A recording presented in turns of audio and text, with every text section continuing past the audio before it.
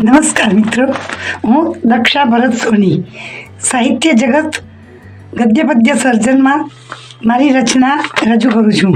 વિષય છે ઝાંઝવાના જળ. મારું ઉપનામ છે દક્ષ.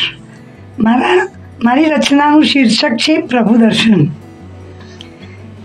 આ સમગ્ર જીવન ઝાંઝવાના જળ જેવું છે. જીવનમાં સુખ શાંતિ પ્રભુ દર્શનથી જ પ્રાપ્ત થાય છે. આપણે સૌ આરામદાયક જિંદગી મેળવવા ખૂબ મહેનત કરીએ છીએ. રાત દિવસ તનતોડ પરિશ્રમ કરીને સુખ સમૃદ્ધિનું સામ્રાજ્ય ખડું કરીએ છીએ. આ બધું સુખ મળ્યા પછી જીવને નિરાશ થાય તો જીવન સાર્થક થાય.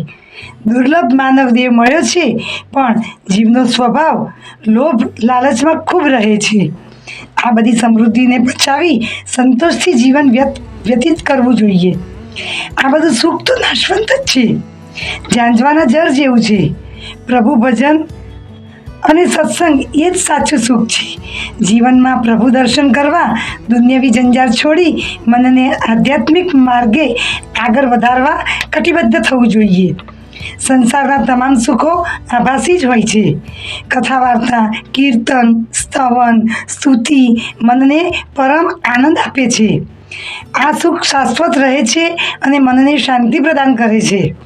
કહેવાનો અર્થ એ છે કે જીવનમાં ઝાંઝવાના જળ જેવા દુન્યવી સુખ પાછળ વ્યર્થ ભટકવું નહીં.